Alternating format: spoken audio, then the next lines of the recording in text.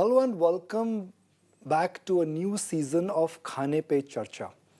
In stock markets, they say the biggest risk in a bull market is when you are actually waiting for the correction rather when the actual correction occurs. And to put it in real life, the biggest risk in life is that when you are not doing anything, but you are waiting for something to happen. And that is what we would be discussing today with a very special guest. He's someone who spent nearly 3 decades in taking care of heart, mind, body, and soul. Now, the minute we say preventive cardiologist, he's someone whom you need to go to before you really have an emergency. So, Doc, thank you very much for joining us. The minute we say a cardiologist is coming on the show, we say, oh, is there some problem? You need to go to a cardiologist only when you have a problem. But you come before that. What is preventive cardiology? What is that you do which is different from a cardiologist? Thanks, Nikunj. So, when we want to prevent something from happening, medically, we label it in 2 categories. We call it primary prevention and secondary prevention. So, primary prevention is preventing a problem from happening in the first place. Secondary prevention is once a problem has happened, medically, it's fairly likely to happen again. So to take care of it is what's called secondary prevention. So I do a lot of that in the cardiac space. Okay. So we are a business channel and we always use 2 words, risk and compounding. So let's define risk for a 40-year-old male or a female. Now that you've introduced that even the biggest cause of death in women is also heart disease. What are the risk factors which one is ignoring? Okay. So, and there are lots of business analogies we can use for heart disease. Just the same way as everything you look on, and you spoke about a bull market when you started, it's all about risk, and you're constantly evaluating. When you're investing in a particular stock, you're evaluating, will it go up, will it go down, and things like that, right? So similarly, there are risk factors which lead to any disease. It's not just heart disease, any disease. So let's talk about the risk factors leading up to heart disease. There are 2 which you cannot change. We call them non-modifiable. One is age. Unfortunately, we're all fighting and trying to get younger and younger, but age is a one-way street. The second is family history or genetics. If your mother, father, brother, sister, grandparents, so sort of immediate family, if they've had heart disease, and especially if they've had it at a young age, it's very different if you had a parent who died, say, at 50 with a heart attack versus someone who died at 80 with a heart attack. So that increases your risk. It's not a fait accompli, which means that you don't have to have it, but it increases your risk. So those are the 2 non-modifiable ones. The modifiable ones, the ones you can change, most important, smoking and tobacco consumption, diabetes, high cholesterol, high blood pressure, excess body weight, and lack of physical activity. These are your modifiable risk factors, 6 of them. And the 7th one we'll add is stress and the mental factors that go with it. Now, all of the other ones I mentioned, we can actually measure. Stress is the only one we can't measure and put a number next to it. And that may be happening most as people are watching your channels on days of highs and lows of the market. 5 things or 3 things everybody should do in terms of medical checkups or testing if you're 40 plus. Okay. So let's again start with the basics, and I'm going to just repeat myself on this. So check your height, weight, which is sort of easy enough to do. Check your blood pressure annually. Check your cholesterol. Check your sugar. If these numbers are under control, then you can check them once a year. If they're not under control, then you may need to check them more frequently. Now, going on to the next level of tests. So first, I would evaluate this. I would ask the person about their family history, and based on this, we would recommend further testing. Everyone doesn't have to do a stress test. Everyone doesn't have to do a 2D echo. But a stress test and a 2D echo are common tests that we do when people are, say, over 35 or 40, and depending on their overall history. Further testing depends on the results of these tests. What is the right way of measuring blood pressure? One is that mercury, old traditional doctor sahab lekar aate the. Now they're digital monitors and they're smartwatches. Are smartwatches accurate? Should one rely on them? So smartwatches for blood pressure, I'm not yet fully convinced. They do a very good job with heart rate, for example. Blood pressure and smartwatches, personally, I'm not fully convinced yet. technology is evolving and they'll get to a point where it will be very accurate. So the standard, now not mercury, we use aneroid, so you use air and you sort of measure it, is very good. And electronic blood pressure machines, some of the better ones, Are they accurate? They are accurate, yeah. They can be used for benchmark. They have been used for benchmark. There are some which are sort of certified, so to speak, and they absolutely can be used. So medically, one is using a digital monitor that is reliable and that could be in benchmark to judge your blood pressure. Now, aging is something which is natural. Yes. Aging, at least post 40, your body starts slowing down, your muscle mass comes down, your heart, in a sense, will have this age effect. True. In compounding, we say what can grow, but if you reverse compounding, you can also stop aging. What are the things one can do, let me rephrase it, to ensure that your body is not aging when you slow down the compounding? Okay. So in terms of aging, typically, we achieve our peak at roughly 25 to 30 years of age. So unfortunately, I think both you and I are more than 30 years of age. But the thing is, it's not inevitable that you have to lose it all with aging, so to speak. One of the big things that goes down, which people don't pay attention to, is muscle mass. Okay. As you age, every decade, your muscle mass keeps dropping. And if we do the right exercise, we can actually slow down that progression. Okay. And we can, I don't want to use the phrase reverse aging because that's not, technically true, but you can slow it down by being active, by being physically active throughout the day. And that's separate from just exercising. So being physically active and exercising, that will slow down the aging process. Keeping your mind active, that's very important as well. A lot of people, as they age, what we find is that while they may be physically fine, their mental faculties are going down. So earlier we thought that the mind was always kind of a one-way street, meaning you had your neurons, and then over time they just became sort of less and less as you got older. Now they realize that there is something like regeneration of even your brain cells, and learning new skills as you age, doing puzzles, Sudoku, things like that.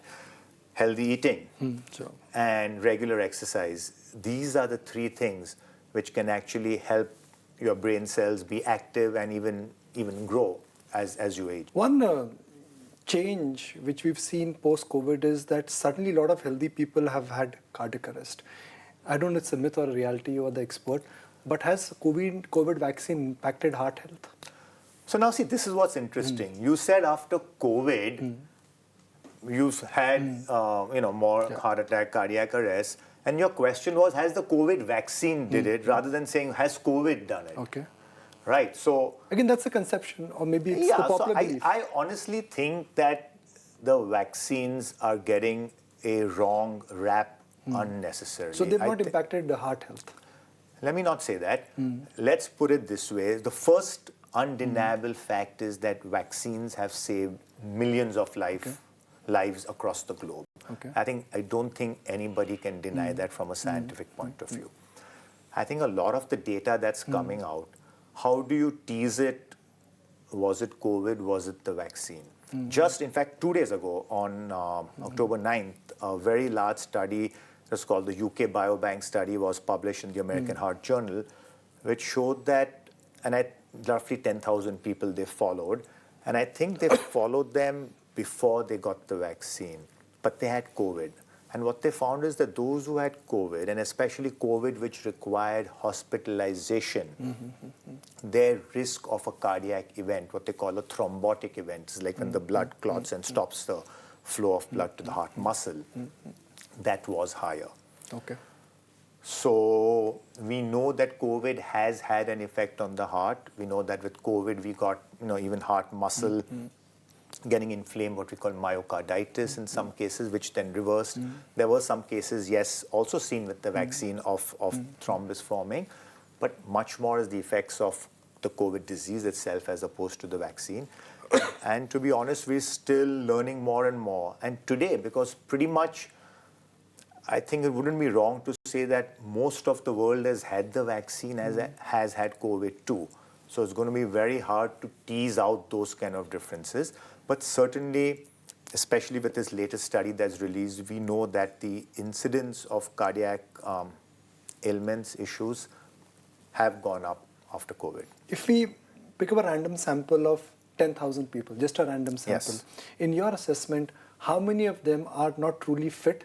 How many of them don't know, but they are actually, the markers, if they get them tested, they could be at dangerous levels? Okay. So there have actually been studies done, so it doesn't really have to be random. You're studying a lot, doctor. I have not done the studies. I'm reading up on the studies which other people have worked hard, right?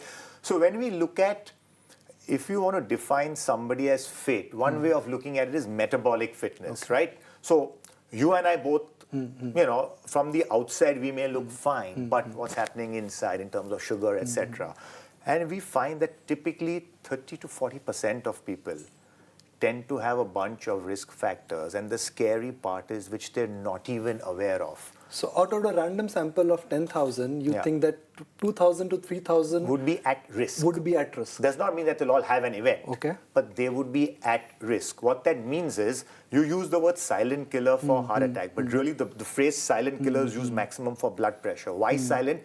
Because most people wrongly think that if you've got high blood pressure, you must have symptoms. So blood pressure, sugar, cholesterol, all of these three, the numbers could be through the roof and you may not have any symptoms. So they're all building up inside till we don't actually measure. When we go to, say, a railway station and we've done medical camps, and we've done them in the past, just randomly people walking through Churchgate Station, we find that typically 2 to 3 of 10 have high blood pressure without knowing about it. So when you extrapolate that to the population, it's a large number. So if I use the word tip on a business channel, the tip from Aashish Contractor in this case would be get yourself tested. Yeah, this is basic testing. I'm not talking about just a simple blood pressure, which you can do, I mean, almost for free in most places. So. What is the right test? What is the wrong test? There is an executive test, then there is CT angio, then there is a 2G echo, then there is ECG. What is right? What is wrong? How does one figure it out? So, you know, that's one of the issues with where the heart is concerned. Everybody comes and says, I want to do everything. Sab kuch check up karna hai. And unfortunately, there is no sub-coach or there is no one test which tells you everything, right? So for example, a 2D echo, and we spoke about it, you know, a while ago. A 2D echo is a great test which tells you how your heart is pumping blood and how the valves in your heart are functioning. It gives you great imaging of that. But it doesn't tell you are there blockages in your arteries. You do a stress test. It's a reasonable test looking at your heart function, your cardiovascular capacity. But again, these tests being normal does not mean that something cannot happen. Because here's what happens. The blockages happen inside your heart arteries. Okay, your heart is like the size of a fist and the blood vessels run on the outside. The blockages happen inside these blood vessels, not inside the heart. And they are like volcanoes. Remember, we studied in school, a volcano can remain dormant for 10 years, 20 years, 100 years, and then one day it suddenly erupts. So these blockages are somewhat like that. They may remain dormant for years to come, and you may get no symptoms. But one day they may suddenly erupt. So we don't know when they're going to erupt. Some people get warning signs, chest discomfort, what we call angina in medical words. Sometimes they get shortness of breath. So they get warning signs. Not everybody, but a good group of people, and they tend to be casual about it. Nahi yaar, acidity hai. Kuch nahi, this is okay. I'll just take some, you know, antacid and I'll be okay. And they ignore it, and then God forbid they have a, you know, a big attack, and that can be even fatal.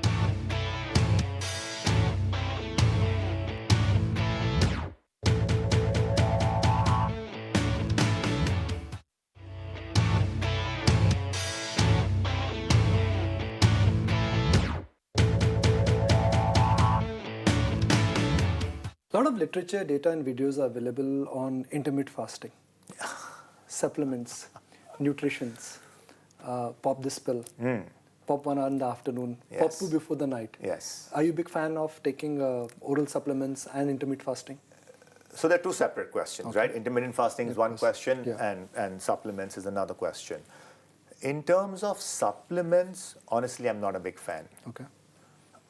Simply because till date, your food gives you everything. Yes, till date there is no research that has shown that supplementation, unless you're deficient in the first place. Okay, so if you're deficient in something like a vitamin D or a vitamin B and you supplement it, that's different. But if your values are normal, then supplementing doesn't. So about 20 years ago, antioxidant vitamins were all the rage. Vitamin A, vitamin C, vitamin E, and there was a massive study done which showed that by popping these vitamins sort of from the outside and not via food, and they tracked people for a long period of time, there was no reduction in heart attacks, deaths, etc. So all the long-term studies on supplements have not really been positive, especially when the values are normal in the body to begin with. If you have some deficiency, sure, you can supplement it. In terms of intermittent fasting, my thinking has evolved over time. So at first, I was pretty much against any type of, if I may use the word, fad diet, right? But today there was keto, there was coconut, there was protein, paleo, Atkins. Atkins keeps coming and going every few years. It's an evergreen. Publisher once told me that the highest number of books which are published in the world are on actually how to lose weight. Absolutely, yeah. That doesn't surprise me. So whatever you will say, please bear those publishers in mind. Okay. That I absolutely agree. I mean, I'm sure that's a fact. So what tends to happen is most people, and I may be going out on a limb out here, most people, are doing all these diets to lose weight. That would be the number one goal. And I believe, and again, this can be a big controversy, that where weight is concerned, I'm not talking about health, where weight is concerned, the biggest factor would be your caloric consumption. The biggest factors. Other things, yes, do come into play, but the biggest is your caloric consumption. And if you are doing intermittent fasting, at the end of the day, what you're ultimately doing is reducing your daily intake of calories. And if you can do that and that helps you be disciplined, then hey, that's okay. What tends to happen is, again, I'm going to get into controversy over this, proponents of intermittent fasting tell you, oh, it's not just the calories. By doing this, your body gets cleansed and all these wonderful things happen. What I call metabolic magic. Yes. Now, I'm not convinced that metabolic magic happens. Why are you not convinced? Because, most studies, again, and I keep getting back to that, have shown that if you do what's called an isocaloric diet studies, meaning you are, say, intermittent fasting and, you're doing a 16-8 or, one of those 18-6 or whatever, and you're consuming, say, 1,500 calories a day. And I'm eating the normal 3 meals and 2 snacks in the day and consuming 1,500 calories. At the end of the year, our weight changes, health parameters are all pretty much the same, right? Assuming we're having the same isocaloric intake. So that's why. Where it does help is in some cases of diabetes, where they're dramatically, by doing this, also reducing the sugar content of the food or the carbohydrate content of the food. That does help. So I think I would like to know more about intermittent fasting, but if it works for you, if that's a discipline which somehow you can keep, I'm fine if you try it under supervision. But avoid going too dramatic. There are people who do 22-2, meaning they're not eating 22 hours of the day and eating in a 2-hour window. Now that I think is a bit extreme, but some people it helps them to lose dramatic amounts of weight. Is there a connection between heart and mind, or this is only good in poetry and shairi? So there's definitely a connection with heart and mind. Absolutely, no question about it. And it's sort of a chicken and egg, vicious cycle, any of these phrases, So medically right? there is a connection. Sorry? Medically there is a Yes, connection. of course there is. So it's been shown that people at heart disease causes stress, anxiety, depression, and people with stress, anxiety, depression tend to have more heart disease. So there's definitely a connection. The problem is that we can't quantify it. I can tell you your cholesterol's 215. I can tell you your blood pressure is 140. I can't tell you your stress is 7 or 8. Okay, people who watch your channel on a regular basis, when the Sensex drops by 2,000 points, it's going to cause tremendous stress to them. But the bichara class 4 worker who's got nothing to do with the Sensex drops by 2,000 points, it makes no difference to him. But that same guy, while on the way home, loses 100 rupees, he's going to get stressed out and be very, very upset for the rest of the 2 days. But that white-collar worker, if he loses 100 rupees, may not get as stressed. So the stress is the same. Sensex going up and down, losing money, exams, things like that, right? While the stress is the same, people's reaction is different. Stress is normal. You live in a city like this, there has to be stress. Stress gets you going and gets you to achieve things. But I say when stress becomes distress, that's a problem. The other area where you work is, of course, sports therapy, Yes. rehab. Yes. There is enough and more available on internet, YouTube, how to lift weights, how to do a pranayam, how to hang ulta, how to hang sidha. What is right and what is wrong there? Because again, you just bombarded with a video every hour, one notification on, okay, this is good, that is good. What is that one thing one should avoid, and what is that one thing which you would like to challenge? So, Nikunj, let's put it this way. I think for the majority of people, when we talk majority, is across the population, the biggest thing is getting their body off the chair, off the sofa. So just do something, right? It doesn't matter whether you're hanging, it doesn't matter whether you're walking, swimming, pranayam, Surya Namaskar, Indian style, Western style, just do something. Just don't sit and lie. Exactly. The first step is do something. And the biggest return on ROI, right? Another term we all use. Your biggest ROI is from 0 to something. Average Indian, what are the activity levels? Below normal? Extremely low. Extremely low. Extremely low, yes. Okay. And they had a report published That's same for men and women both? Yes, yes. And in fact, obesity and heavy body weight and all is seen more in women than in men. Okay. So Indians, apart from those who have to be very active, in the sense those who work in the fields, manual labor, etc., right? I would say, and again, this might sound controversial, that those Indians who do not have to be active tend to be not active. Okay. Okay? So the biggest ROI is moving from nothing to something. From something then to go to super is a much smaller delta. Can half an hour of walk make a lot of difference? 100%. Okay. What could be that number? 10%, 15% to your heart life? It's hard to answer it in that manner. I can't say that half an hour of a walk will add 10% to your half life, but half an hour The ROI would be there. Dramatic ROI. Okay. Assuming you're doing 0 to start with, half an hour walking daily will have a dramatic return on your health, physically and mentally. Walking is one of the best stress busters there is out there. So absolutely. And preventing for heart disease, cancer, all chronic diseases known to man, regular exercise, and out of which walking is the simplest example of regular exercise, is known to be preventive and therapeutic as well. The difference in heart attack and heartbreak, do you have an answer to somebody who's got a heartbreak? How can you deal with it?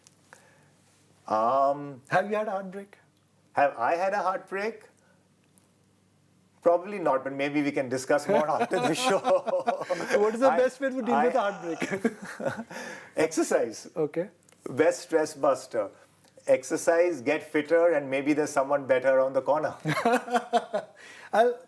We started with the obvious, silent killers in terms of food, which is smoking, tobacco, too much of alcohol. But today it's about tea and coffee. Tea and coffee, are they really bad for heart health? I don't how many think cups so. of tea No, are good? honestly, I don't think so. Okay. I don't think that there is anything showing that tea and coffee had, I'm having green tea. Sure. Is green tea really good? They say that it's really good for heart health, it's good for body, it brings the oxidant levels down. So I had green tea because a lot of milk affects my stomach. Okay. So that I'm not having green tea for its fantastic effects. So I think it's good, but I think we also tend to get carried away. Again, there are no superfoods. So I think tea and coffee both had in usual sensible quantities, 1, 2, maybe on the outer edge, 3 cups a day, I think are fine. I don't think that they're great for your heart or bad for your heart. I think if you like it, please have it. So some reason it affects you individually. A lot of people, if they have caffeine post, say 5 p.m., 6 p.m., they have a hard time falling asleep. Then you avoid it. Well, what tends to happen is a lot of people even put excess milk or excess sugar in their tea, which might be a problem. Tea by itself is not bad at all. So, if we have to really look at a very holistic approach, what is the right holistic approach? Yoga, walking, allopathy. There are contradictions within contradictions, too much of free advice, too much of available information. What is right and what is wrong? I go back to that again. So there's no absolute right and wrong. Let's just put it very simply. To put it in a quick nutshell, okay? Be physically active. Okay. Whether it's yoga, walking, cycling, swimming, tennis, be as physically active as you can. Sleep. Make sure you get at least 6 to 8 to 9 hours of sleep a day. Try and keep your stress levels down. Easier said than done. Avoid smoking tobacco. And try and eat reasonably healthy. It doesn't have to be perfect. So if you follow these 4 or 5 things, and social connections. Social connections, have friends, interact with people, that helps a lot. So thank you very much for sharing your experiences. Thank you for telling us and our viewers tips for the health, and also really, walking us through this entire complicated medical world and breaking it so simply. So thank you very much for your time. Thank you. It was wonderful having this conversation. Thank you very much. If you like this video, then like, share and subscribe to ET Now.